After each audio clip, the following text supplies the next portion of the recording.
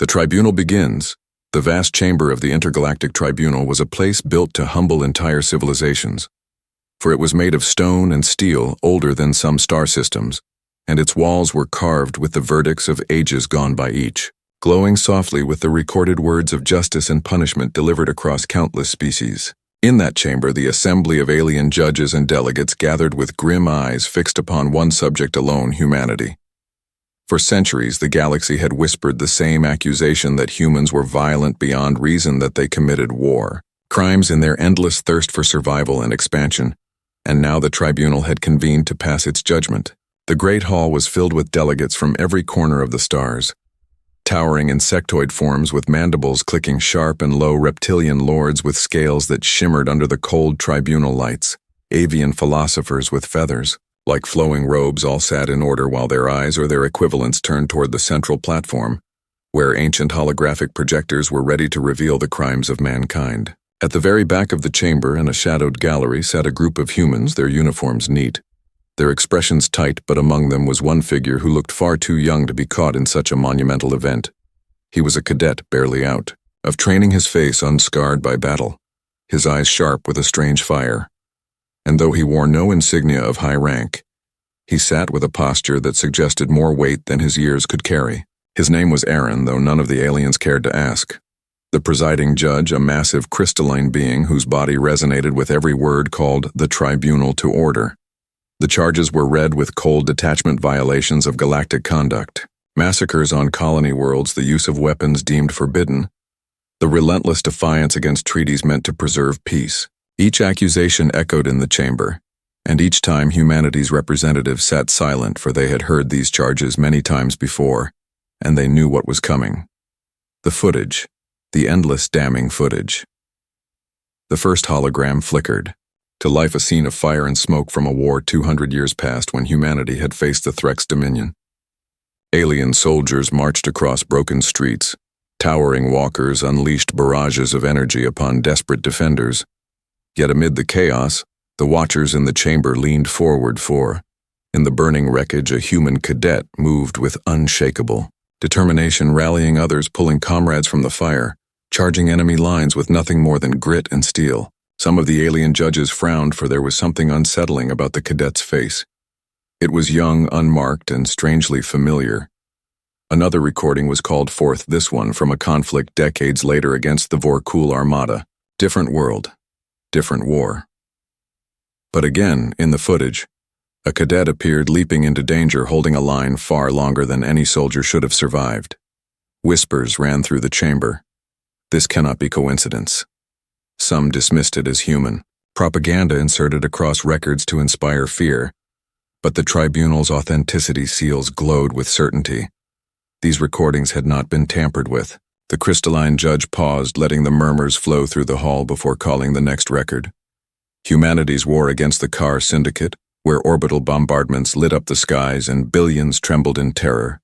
Again in the ruins, among the broken cities, the same cadet was there, standing tall, a rifle in hand, leading survivors through ash. The gallery stirred louder this time, and even the alien prosecutors shifted uneasily. Aaron sat silently in his seat, his eyes unblinking, as if he knew each moment that was about to be shown. Around him, the other humans grew tense, watching the tribunal fall into confusion, for the plan had always been simple: to paint humanity as monsters and close the case. But already doubt had slithered into the cracks of certainty. Why was the same cadet appearing again and again across centuries of war? How could a young man exist in conflicts that spanned lifetimes? How could history repeat with one familiar face present in every crucial hour? The presiding judge struck the platform with a booming note demanding silence. The tribunal would continue and the truth would be revealed, but already unease coiled in the minds of the alien delegates. For the first time in living memory, humanity was no longer on the defensive. They were no longer the accused alone. A shadow, a fear had entered the hall, carried on the image of one human cadet who refused to vanish from the pages of war. The first footage. The tribunal chamber grew heavier as the first sequence ended, and the alien delegates shifted in their seats, unable to dismiss what they had seen, though many tried to hide their unease behind practiced expressions. The crystalline Judge gestured again, and the next archive of human warfare began to play across the enormous projection field, filling the chamber with sights and sounds so real that some delegates flinched as if the fires might spread into the hall itself. This new record belonged to the grim campaign fought against the Vorth Dominion nearly 100 years after the earlier conflict, and yet once again the same cadet stood in the middle of devastation. The scene opened upon a frozen wasteland, beneath a dying sun where human soldiers in battered armor struggled to hold their positions against endless swarms of alien troops that moved like shadows across the snow. Energy blasts lit the sky as fortifications collapsed and human units fell one after another. But there at the front was the cadet, his face still young, unchanged by time as he lifted fallen comrades from the snow and pressed forward into hopeless battle. Gasps spread through the chamber as alien judges compared the image with the earlier footage. The same face, the same determined eyes, the same posture, as if the cadet had not aged a single day. Some whispered that humanity had engineered a propaganda figure to insert into every archive to make their people appear unbreakable. But the tribunal's verification glyphs glowed again, confirming authenticity. The footage was real, untouched by manipulation. Every alien in the chamber felt the weight of that confirmation, for it meant that what they were seeing was not the invention of human imagination, but a reality carved into history. The scene continued, showing the cadet charging into the enemy's line with nothing but a rifle and a small squad at his side. He fought with reckless courage, pulling men and women back from certain death, while standing against overwhelming numbers. When the squad was surrounded, the cadet did not retreat. Instead, he advanced, throwing himself at the enemy commander with a roar so raw it seemed to shake even the cold machinery of the recording. The tribunal chamber was silent as they watched the alien commander fall beneath the cadet's blade, and the tide of the battle shifted just enough for human forces to retreat and regroup. When the sequence ended, silence remained heavy upon the chamber. A reptilian lord hissed from his bench, his scaled head turning toward the human gallery, demanding to know how this cadet could exist across centuries of war. The human representatives remained still, their faces unreadable. Aaron, the cadet himself, did not move. He sat with his hands folded, watching the projections with a calmness that unsettled even his fellow humans, as if he knew every frame that would be shown. The crystalline judge called for another record, and the chamber dimmed once more. This time the battle was set on the volcanic plains of Nerith, where fire burst from the ground, and human defenders fought against the Vorkul armada. The camera panned across rivers of molten stone and fields of metal wreckage, where machines of war clashed with alien walkers the size of towers. The cadet was there again, unaged, unchanged, moving through the battlefield with impossible resolve. He was seen pulling a wounded officer from beneath a fallen transport. His uniform scorched, his face marked with ash, yet his eyes still burned with that same light that all had noticed before. The alien delegates could not hide their disbelief. Some leaned forward with narrowed eyes, others whispered in their native tongues filled with suspicion and fear. The crystalline judge demanded order, but the unease could not be erased. It was becoming impossible to explain this away as coincidence. The same cadet across different wars, different centuries, different worlds was not a trick of recording or false memory. It was a fact witnessed by all present.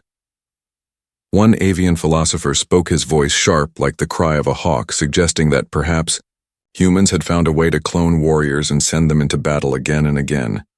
But even then, why would they choose to repeat the same cadet, the same face, the same presence, rather than thousands of varied soldiers? Others muttered that perhaps humanity was tied to some deeper mystery of time and memory, something that the galaxy had never understood. Aaron remained still in the gallery, his breathing steady, his gaze locked upon the footage. He neither confirmed nor denied anything, and that silence weighed heavier than any protest might have done. The tribunal felt as though they were not watching evidence of crimes, but instead catching glimpses of something older and darker hidden in the human spirit, something that could not be judged by ordinary law. The crystalline judge declared that the tribunal would continue, for they had only begun to unearth the depth of humanity's history. More archives would be shown, more records brought forth, yet already the chamber no longer viewed humanity as a species under trial alone. They viewed them as a riddle, an enigma carved in flesh and fire and embodied in the strange figure of one cadet who never seemed to leave the battlefield, no matter the war, no matter the century. Suspicion rises. The air inside the tribunal chamber had grown thick like a storm pressing down upon every creature present. For the longer the footage played, the more undeniable the pattern became, and the more uneasy the alien judges grew in their seats. They had gathered expecting to break humanity, down to strip away the veil of pride and reveal them as reckless destroyers. Yet what they were witnessing did not fit any of their expectations. They had thought to bury humanity under the weight of its crimes, but instead something else was being unearthed, something stranger and far more dangerous. The next sequence of evidence began with the cold flicker of another ancient recording. This, one drawn from the human wars against the Car Syndicate. The projection bloomed across the chamber, showing ruined cities burning under the light of orbital bombardments, entire populations huddled in craters while alien war machines moved through. The smoke. Human soldiers scattered in pockets of resistance, their lines collapsing under the sheer weight of enemy fire. Yet within this ruin stood the figure that none of the aliens could ignore. The cadet was there again. His armor dented, his rifle blackened by flame, but his face, the same unaged face they had seen in every record, stared out of the projection. He was seen rallying frightened civilians, guiding them through collapsed tunnels, standing in front of children, while bombardments shook the sky and striking back against foes far greater in number than any reasonable soldier could have faced. Gasps broke from the tribunal benches as the image lingered long enough for every delegate to study his features. They matched perfectly with the cadet who now sat quietly in the human gallery, no older than in any of the ancient wars. Whispers rose louder now, less restrained, filled with questions and fear. The crystalline judge struck the platform again, demanding silence, but even its booming resonance could not erase the doubt that had planted itself in every mind. One insectoid magistrate leaned forward, his mandibles clacking in agitation, and declared that this was impossible, that no flesh being could have survived across centuries unchanged. He suggested it was a construct of some sort, perhaps an artificial avatar placed in history to frighten enemies. Yet the tribunal's verification glyphs shimmered brightly again, confirming the footage was real, untampered, and recorded by independent sources of the time. Another avian philosopher rose, his wings spread wide, and accused humanity of manipulating time itself, meddling with laws that no civilization should ever touch. Others muttered of cloning, of cursed bloodlines of spirits bound to human flesh, all the while Aaron the cadet sat with his hands folded and his eyes fixed on the floor, refusing to give the aliens anything more than silence. His very stillness seemed to amplify the mystery, for had he protested, had he shouted denial, it could have been dismissed as theater. But his quiet presence was like an echo from the recordings, as though he himself had stepped out of them to sit among his accusers. The next record played, and this time the cadet was seen in the middle of a brutal boarding action, aboard a syndicate dreadnought. The footage captured from alien helmet cameras showed him cutting through armored warriors with a ferocity that bordered on inhuman. His movements precise, his strikes unstoppable, as if every muscle carried the memory of 1,000 battles. When the footage ended, the chamber fell into silence so absolute that even the hum of the projectors seemed loud. The crystalline judge finally spoke, declaring that the tribunal would summon human witnesses for questioning, and that the cadet himself would be called to answer how he had appeared in so many wars and how he could be present in the chamber without the years that should have marked him. A wave of tension spread through the hall as every alien eye turned toward Aaron. For the first time since the trial began, he raised his gaze and looked back at them, and in that single gaze the chamber felt a flicker of something they could not name, something that was not fear and not defiance, but rather an unshakable certainty that whatever they discovered would not weaken humanity. It would terrify them. Suspicion had now become more than whispers. It had become fear pressed into the bones of every delegate. They had come to convict, but they now understood they were standing at the edge of a revelation, and each feared that revelation more than the crimes they had gathered to punish. The cadet speaks. The chamber of the tribunal was restless when the crystalline judge finally announced that the time had come to hear from the cadet, who appeared in so many wars, for the murmurs had grown too loud and the suspicion had turned into unease that even the stern voices of the judges could not silence. Delegates leaned forward, their eyes burning with curiosity and fear, as Aaron rose from the gallery. He moved without hurry, but every step echoed across the ancient stone floor, and the silence that followed him carried more weight than all the accusations that had filled the chamber. He walked until he stood beneath the projection field, where 1,000 eyes now measured him, waiting to hear what explanation could possibly make sense of what they had witnessed. The crystalline judge's voice rang deep, commanding him to explain, himself to tell the tribunal how he could exist in so many different wars across centuries, with the same face, the same youth, the same unchanging presence. The demand was sharpened by years of authority, but it faltered slightly as the judge stared down upon the cadet, for even a being carved of crystal could feel that what stood below it was not an ordinary mortal.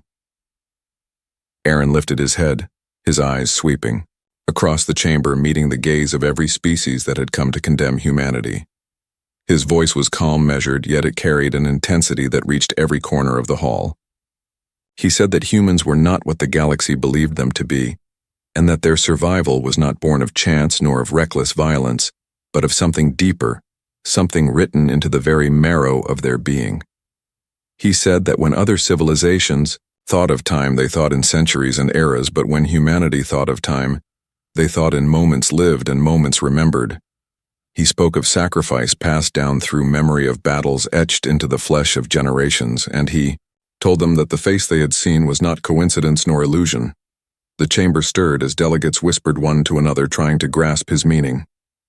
An avian philosopher demanded that he speak clearly, that he tell them if he was a clone or a ghost or a lie woven through human history. Aaron only shook his head and said that he was none of those things. He said that he was a cadet because humanity always has cadets, always has those who step forward in the moment of greatest danger, always has those who carry the lessons of the fallen. He said that he carried more than his own life. He carried the memory of countless others who had fought and died and risen again through him. The insectoid magistrate snapped in anger, calling it madness, demanding proof, demanding some confession of manipulation or sorcery. Aaron stood unflinching and replied that proof was already before them in every recording, in every war, where humanity had been driven to the edge and yet refused to collapse. He asked them how many times they had watched the cadet rise from the ashes, how many times they had seen him hold the line when no one else could. He asked them if that was the act of a lie or the truth of what humanity was. His words rolled across the chamber, heavy with meaning that the aliens could not easily dismiss.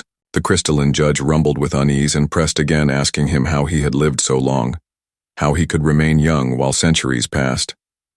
Aaron answered only, "This humans do not measure time the way you think. We do not die in the way you hope we die, for every one of us carries forward the flame of the last, and so the cadet you see is always the same and never the same."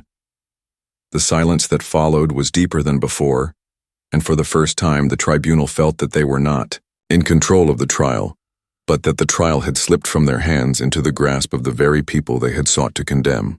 Aaron stood unmoved by their questions and their accusations, and his stillness was more threatening than the most violent outburst. The delegates shifted uncomfortably, realizing that they were not judging a single human, or even a single species, but something larger, something that spanned time itself, carried within the spirit of mankind. The crystalline judge declared that further investigation was required, but his voice no longer held the certainty of a judge delivering punishment. It trembled slightly, as if he himself feared the answers that might come. And in the silence that followed, the words of Aaron lingered, burning into every mind. Humans do not measure time as you think. The revelation. The chamber did not settle after the cadet spoke. Instead, the unease thickened until it pressed against the walls, as if the weight of every word had reshaped the very air. The crystalline judge summoned the investigators, demanding deeper analysis of the archives, demanding that human records be compared with galactic intelligence, so that some truth might be drawn from this riddle. A wave of alien scholars hurried to their data ports, their long fingers moving across panels, while holographic displays flared above them with streams of information and tangled records of battles fought long ago. The delegates leaned forward, the tribunal silent, as the revelations began to surface. The records of humanity were vast and fractured, scattered across colonies, across empires, across conquered ruins. But as the investigators pieced them together, patterns emerged that could not be denied. Every war showed the cadet, sometimes at the center of the storm, sometimes on the edges of destruction, but always present, always unchanging. He was not listed in official roles under the same name, yet each cadet bore the same face, the same posture, the same fire in his eyes. It was as if he was a thread woven through the tapestry of human history, always appearing when the moment was most desperate. The scholars confirmed that the recordings were authentic, drawn from sources outside of human control, captured by alien observers and even by enemy forces themselves. There was no tampering, no fabrication, only the unshakable truth of a cadet who should not exist in so many ages yet did. The chamber fell into deeper silence as the crystalline judge called upon Aaron to answer again, but Aaron did not speak, for the truth was already pouring out of the records themselves. One reptilian lord rose to his feet, his scaled body trembling with suppressed rage and fear, and he declared that humanity must have created a project beyond morality, a way to engineer cadets who carried the knowledge and the spirit of warriors across lifetimes. He said that humanity had made weapons of flesh, weapons that never faded and never stopped fighting. Others shouted agreement, while others shouted denial, but the evidence was there, carved into the past and undeniable. The investigators spoke then, their voices quiet yet steady, confirming what the Lord had suspected. Buried deep in ancient files, fragments of human projects had been uncovered, files that spoke of cadets trained not only in body, but in mind, where memories of past warriors were carried forward through training so intense and unbroken that it was as if the dead themselves had passed their spirit into the living. Aaron was not one man, but the living continuation of 1,000 cadets, each carrying forward the lessons of the last, each shaping him into something that no alien tribunal could comprehend. The chamber erupted with shock, some voices rising in horror, others in admiration. The insectoid magistrate struck the floor with his claw, demanding extermination of such abominations, while an avian philosopher spread his wings wide and said that what they saw was not abomination but proof of a resilience beyond anything the galaxy had known. The crystalline judge trembled with the weight of decision, for what had been a trial of crimes had become the unveiling of a truth that might change the balance of power across all civilizations. Aaron finally lifted his head again, his voice quiet, yet strong, cutting through the chaos. He said that the galaxy had always believed humanity was reckless and violent, but they had never understood the reason humans did not fight for conquest. They fought for memory. They fought because each generation carried the sacrifice of the last, and so long as one cadet rose, the flame of all who had come before him would rise as well.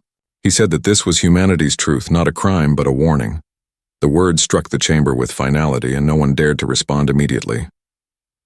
For the first time, the tribunal saw humanity not as a single species to be judged, but as a living chain stretching through history, with each link forged by battle and sacrifice and unyielding will. The cadet was not a phantom nor an accident. He was the vessel of that chain, and through him they had glimpsed what humanity truly was. The tribunal fractures. The tribunal had never experienced such uncertainty before. The crystalline judge's usual calm fractured under the weight of humanity's revelation, and whispers of doubt spread like wildfire through the chamber, each delegate questioning what they thought they knew about war and power and the fragile balance of the galaxy. Alien scholars argued among themselves, the insectoid lords banging their claws in frustration, while the avian philosophers spread their wings and tried to reason that understanding was better than destruction. But the reptilian generals hissed and roared that no species should possess such unending strength and yet still be bound by mortal flesh. Aaron stood silent, watching them unravel, for he had expected their fear to be greater than their reason, and it was already consuming them from within. The chamber's walls glimmered with data streams showing battles from hundreds of worlds, showing the cadet in every scenario surviving where others fell, showing him training beside human soldiers of every era, carrying scars that were not his alone, but the memory of every human who had fought before him. The delegates realized slowly that their laws and judgments were built on the assumption of time and mortality, that each life was fleeting, and that war was a contained moment, and humanity had shattered that assumption. A single cadet had become a living record of centuries, a weapon that could not be destroyed, and whose presence alone could alter the outcome of any conflict. Voices rose higher as the insectoid magistrates demanded the extermination of the cadet, and all humans immediately claiming that such beings violated the natural order. But the avian philosophers countered that to destroy him would be to ignite the wrath of an entire species whose vengeance could span generations. The reptilian lords bared their teeth in fear and fury, simultaneously realizing that this human was no ordinary warrior, but a symbol of resilience and continuity, beyond comprehension, and they began to doubt their own strategies, their own fleets, their own intelligence, as if the galaxy itself had been tilted off its axis. Aaron stepped forward. Then, his gaze sweeping across the chamber, he said that humanity did not seek conquest. They sought survival, and that the Cadet was the embodiment of that survival, not a weapon to terrorize, but a chain that bound the past and future into a single pulse of existence. He told them that every choice humans made was for the protection of that chain. Every battle was to ensure that memory endured, and that the flame of human courage could never be extinguished. His voice rang through the chamber, filling every corner, until even the doubters could feel the weight of centuries pressing down on them. A murmur ran through the tribunal as they realized that what they had intended to be a trial of crimes had become a revelation of power and continuity that no civilization could rival. The crystalline judge's own structure shimmered uncertainly, and for the first time it questioned whether it had the authority to pass judgment on a species that had transcended the limitations of life itself. The reptilians scuttled back to their seats, their claws drumming nervously, while the insectoid magistrates huddled together, whispering in clicks and chirps that, even now, they could not calculate the consequences of this discovery. Some delegates began to speak of treaties, renegotiated alliances, shifted balances of power, abandoned and rebuilt in fear that humanity might already hold the advantage without even trying. Avian philosophers spoke of observation and study, and the need to learn from the Cadet's existence and the human species before any rash action could be taken, while the crystalline judge finally raised its voice, commanding silence and demanding common logic. But the chamber could not obey, for the revelation had set every mind ablaze with awe and fear, and the weight of an impossible future. Aaron knew that they were trapped by their own ignorance, that the galaxy could no longer contain the truth of human endurance, and that the tribunal would fracture not because of war, but because of understanding. He looked at the faces around him and saw for the first time a mixture of terror, admiration, and begrudging respect that he had waited centuries to witness, and he realized that the future had shifted not by sword or strategy, but simply by existence. The Cadet was not a soldier. He was the signal that humanity could endure everything, and that no tribunal, no empire, no law could erase what humans carried within them. And even now the galaxy trembled with the knowledge that it would never be the same. Humanity's verdict. The chamber had never felt so heavy with tension, every delegate holding their breath as if the very air carried the weight of history. Aaron stood in the center, his presence calm yet undeniable, the Cadet by his side, a living embodiment of centuries of survival. And the tribunal stared in disbelief at what they could not fully comprehend. The crystalline judge quivered, its light flickering as if uncertain of its own authority, while the insectoid lords clicked and hissed, their exoskeletons rattling in fear, and the avian philosophers stretched their wings as if trying to soar above the confusion and see truth from a distance that might reveal the path forward. Yet no distance could clarify what they faced, for humans had always defied expectation, had always walked a path of resilience that no calculation, no law, no precedent could measure or contain. And now the tribunal understood that their previous judgments had been flawed, not by malice but by ignorance, and that the human Cadet was a manifestation of that ignorance, undone and rendered obsolete by the truth of existence itself. Aaron raised his voice and spoke, not to accuse, but to illuminate that humans were not merely warriors, not merely conquerors, not merely destructive forces. They were the keepers of memory, the carriers of resilience, the embodiment of a species that survived, not because it dominated, but because it endured. Every choice humans made carried the weight of generations. Every battle fought was a step toward ensuring that survival, and the Cadet represented that continuum, that living proof that the past and present and future were inseparable in the human experience. And the chamber shuddered under the impact of that revelation, as delegates realized that their own measures of morality and law could not encompass what they witnessed, that they could only observe and attempt to understand, while their own empires trembled in comparison to the relentless persistence of humanity.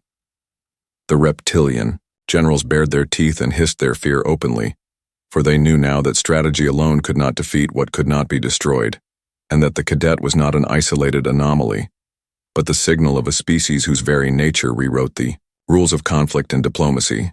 And the crystalline judge finally spoke, demanding answers from itself, as if seeking guidance from logic that had already been invalidated by the raw truth before it.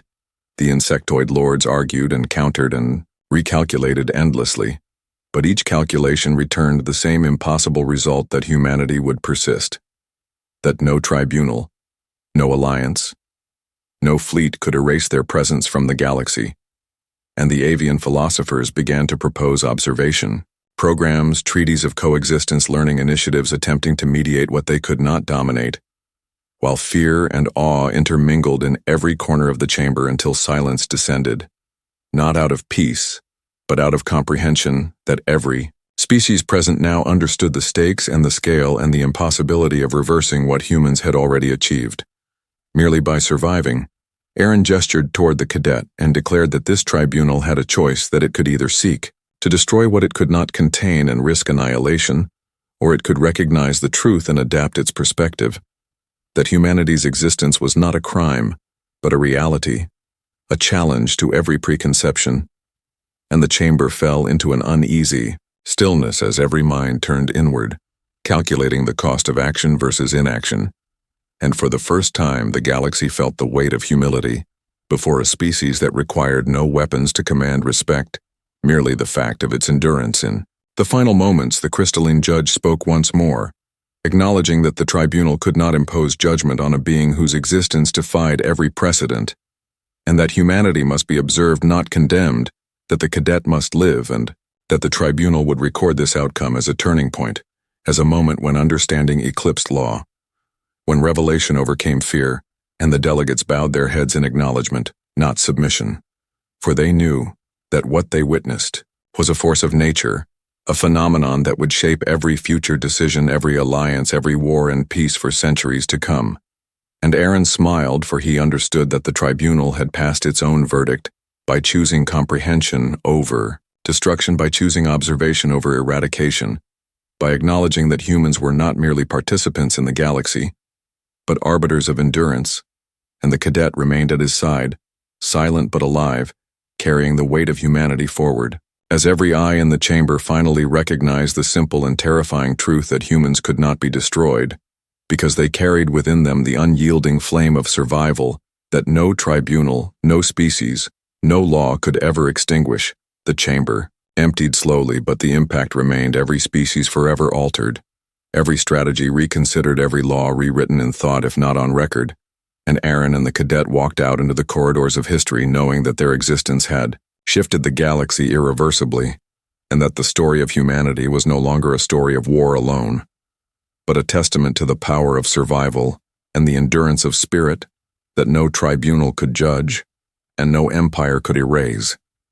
And the galaxy understood, at last, that humans were not just warriors, but the signal of what it meant to endure against all odds, the human legacy. The galaxy held its breath as the corridors of the tribunal emptied, leaving only echoes of disbelief and awe behind Aaron and the Cadet walked through the vast chamber, their steps resonating like the heartbeat of a species that refused to bow or break. Every surface around them seemed to vibrate with the unspoken acknowledgement that humans were no ordinary beings, that they carried within them a force that no logic, no law, and no calculation could ever define. The stars themselves seemed to lean closer, as if curious to witness the continuation of a story that had begun long before and would continue far beyond any empire that dared to rise and fall in its shadow. The Cadet looked up at Aaron, eyes reflecting a mixture of exhaustion, triumph, and unyielding determination, for they had seen what no tribunal could see and endured what no other species could endure, yet they remained whole, unbroken, a living testament to the human spirit that could not be measured or contained. And the whispers of delegates echoed through the halls as words like fear, awe, admiration, and confusion intertwined until they became meaningless, for the reality of humanity could not be captured in language. It had to be witnessed, experienced, and understood in the marrow of every being that dared to contemplate it. Aaron spoke not to instruct, but to reveal that humans did not fight merely for conquest or glory. They fought to survive, to preserve memory, to honor every life that had come before, and to ensure that every future moment would carry the weight of all that had been endured. The cadet nodded, understanding instinctively the gravity of their existence, for they were both student and teacher, both soldier and symbol, both witness and warning, and the galaxy felt the tremor of that understanding coursing through every mind, for every empire had calculated victories and losses.